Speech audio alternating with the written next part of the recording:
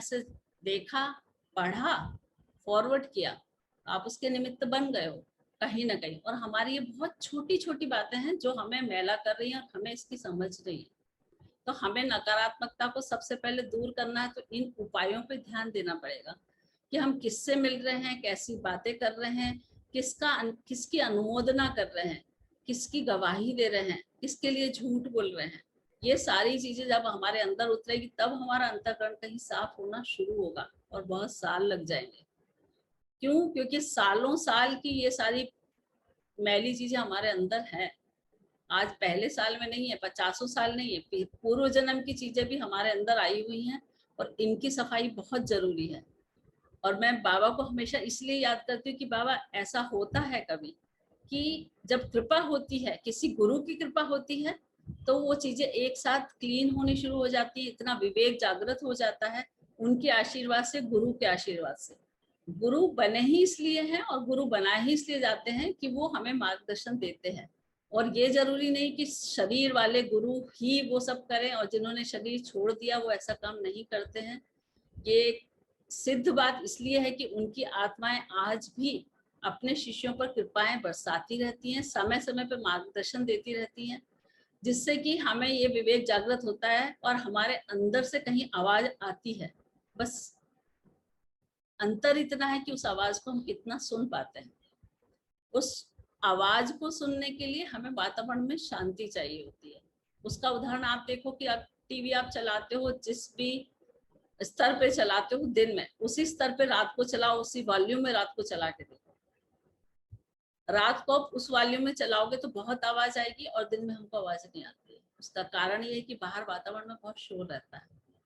ऐसे ही हमारे मन के अंदर जो विचार चलते रहते हैं, विचारों की तरंगे चलती रहती हैं, उससे हमें उसकी आवाज सुनाई नहीं देती है। इसीलिए सुबह उठ के ध्यान करना या सुबह उठ के प्रार्थना करना, ये सब बताया गया है शास्त्रों में। और शास्त्रों में जो भी बात लिखी गई है वो कहीं हमारे ऋषि मुनियों ने स्वयं अनुभव की है, प्रैक्टिकल किया है, और तब उन्होंने लिखी है। और अनुभव करने के बाद जब वो बात बोली जाती है तो स्वयं हम खुद समझ पाते हैं कि हाँ ऐसा होता है। यहाँ मैं टीवी और मोबाइल की बातें इसलिए कर रही हूँ, ये दैनिक जीवन में हम रोज करते हैं लेकिन हमें पता नहीं है। लेकिन इसका प्रैक्टिकल जब हम करेंगे, क्योंकि कोई भी अच्छी आदत अगर हमें बनानी है तो उसमें 21 दिन कम से कम लगते हैं, और छोड़ना मुश्किल है, छोड़ने में ज्यादा समय लगता है। तो हमें छोटी छोटी बातें दैनिक जीवन में ऐसे करनी है, तब सत्संग का महत्व है। क्योंकि हम और आप गृहस्थ जीवन में रहते हैं, और गृहस्थ जीवन में हमें बच्चों के साथ, पड़ोसियों के साथ, आसपास वालों के साथ, सबके साथ बातचीत भी करनी है, संबंध बना के भी रखने हैं, संबंधों में दूरियां भी रखनी है, एक निश्चित दूरी बना के भी रखनी है। क्योंकि संसार है, संसार और अध्यात्म को एक साथ जीने में, संसार में जीना हमारे लिए और सरल हो जाता है यदि हम आध्यात्मिकता से जीते हैं। पहले हमें लगता था कि कमंडल, हाथ में माला, व्रत उपवास, रोज मंदिर जाना, इस तरह का खाना खाना, इस तरह का छोड़ना, व्रत उपवास करना, यही शायद आध्यात्मिकता या ईश्वर को पाने का या मोक्ष में जाने का साधन है। लेकिन ईश्वर की कृपा से, शास्त्रों के पढ़ने से इतना समझ में आया कि संसार को छोड़ने की जरूरत नहीं है, संसार को मन से छोड़ने की जरूरत है। हम संसार को मन में रखते हैं इसलिए हम दुखी रहते हैं। संसार सिर्फ मन में न रहे तो शायद सब काम आसान हो जाएंगे। तो इसलिए मन को बांधना जरूरी है, और मन को सफाई करने के जो कुछ उपाय नकारात्मक वाले बताए गए हैं कि इन चीजों से हमें दूर रहना है। तो वही चीजों से हम दूर रहेंगे तो जैसे पानी नहीं बढ़ेगा तो हमें सफाई नहीं करनी पड़ेगी। तो मन में सुबह से नकारात्मकता लेके ही ना आए तो पूरा दिन हमारा शायद अच्छा निकलेगा। तो अगर सुबह उठते हैं तो मोबाइल में कुछ ऐसे ग्रुप से जुड़े रहें, कुछ ऐसे लोगों से जुड़े रहें जो एक अच्छे विचार भेजते हो, सत्संग सुन लें सुबह उठते से ही। तो पहला विचार जो हमारे दिमाग में आएगा वो पूरा दिन हमें तरोताजा रखेगा।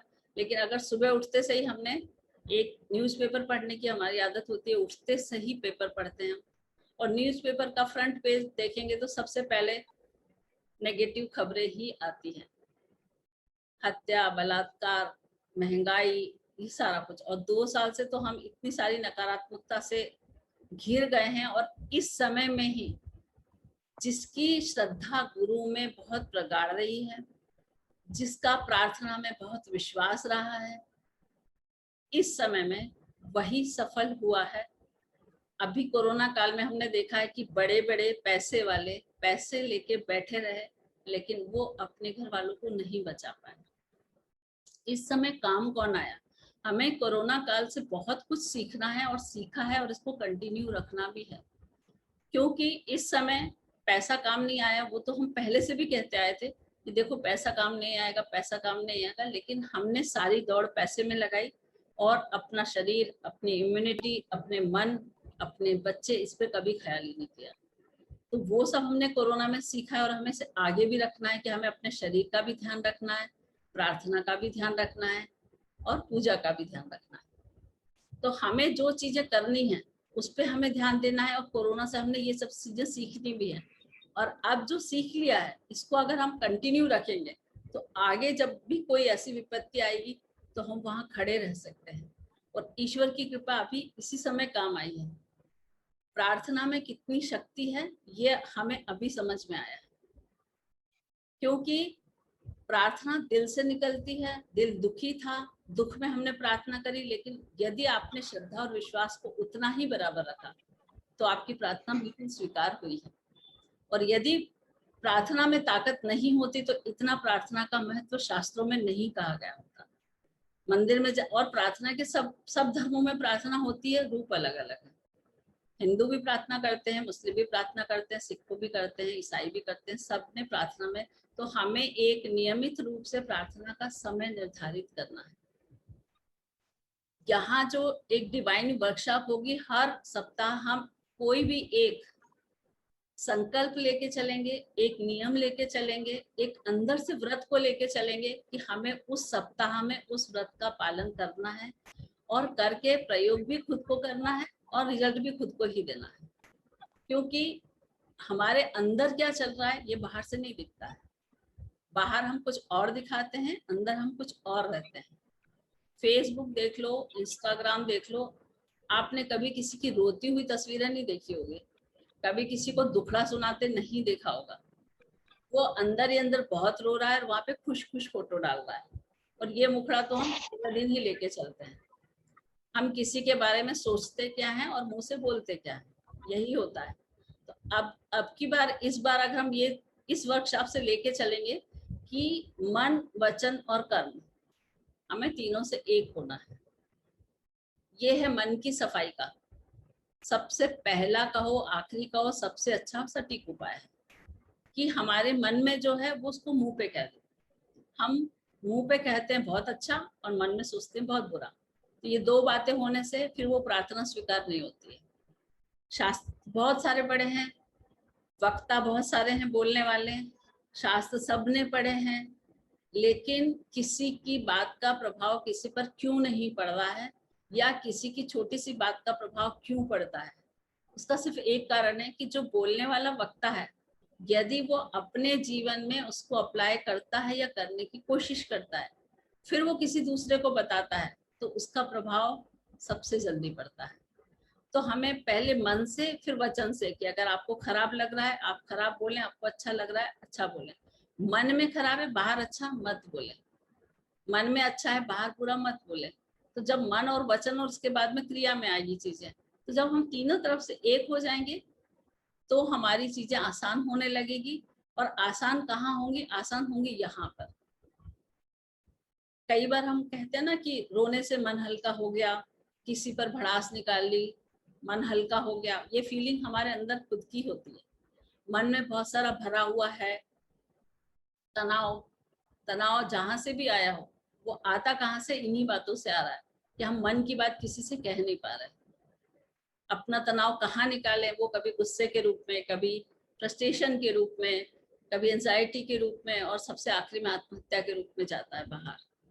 तो हमारे मन की बात को सुनने के लिए भी तो कोई होना चाहिए, सुनाने के लिए कोई होना चाहिए। तो आज की तारीख में अगर है तो वो हमारे गुरु हैं। गुरु को अपना बना के वैसे ही देखो जैसे हम किसी सहेली को, किसी दोस्त को, किसी पड़ोसी को, किसी रिश्तेदार को हम अपने मन की बातें रोज करते हैं। तो जिस दिन हमारा और अपने गुरु का संबंध ऐसा हो गया कि हम अपने मन की बात सब उसको कह रहे हैं, तो हमारा मन भी हल्का होगा और आपकी बात भी कहीं नहीं जाएगी।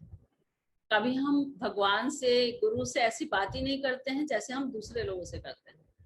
आप कभी गुरु के सामने बैठ के ऐसी बातें करो, भगवान ऐसा हुआ आज, उसने मुझे ऐसा कहा, मुझे इस बात का बुरा लगा, उस बात का अच्छा लगा, या मुझे अब ये चाहिए वो चाहिए, जो भी आपको मन की बात करनी है वो किसी भी दिन आप गुरु से अपने इष्ट से करके देखो। आपका मन हल्का हो जाएगा, आपकी बात बाहर नहीं जाएगी। और मन को हल्का करना बहुत ज्यादा जरूरी है, क्योंकि हम तनाव प्रबंधन की जितनी चीजें पढ़ते हैं, समझते हैं, सुनते हैं, और कई बार हम कहते हैं ना ध्यान करना, ध्यान इतना सारा दिमाग में यदि विचारों का कचरा भरा हुआ है तो ध्यान लगेगा कैसे। पहले तो सफाई जरूरी है।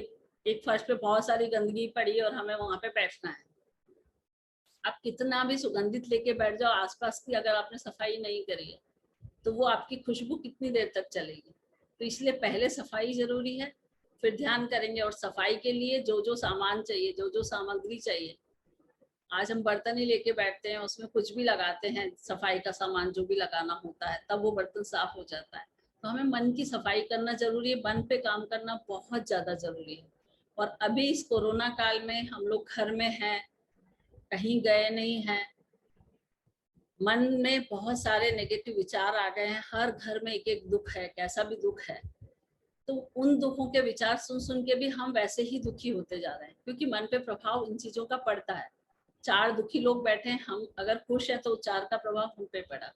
चार खुश है, हम चले गए, हमारा मन हल्का हो गया। तो इस समय तो बहुत जरूरी है कि मन को हल्का करना है, मन को साफ करना है, मन की बातें किसी को कहनी है, लेकिन किससे कहनी है, तो वो कहने के लिए हमारे पास गुरु होना बहुत जरूरी है। यदि गुरु से हम बातें करेंगे, हमारा मन हल्का होगा।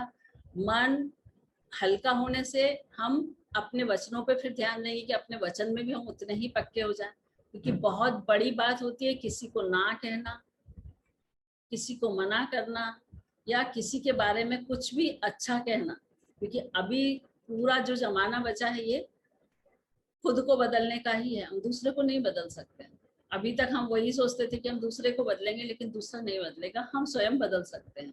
तो स्वयं को बदलने के लिए भी हमें उतनी एनर्जी चाहिए। तो सुबह उठ के जब हम नेगेटिविटी नहीं लेंगे, ना पढ़ेंगे, ना सुनेंगे, ना देखेंगे, तो हमारा मन एकाग्र होना शुरू हो जाएगा।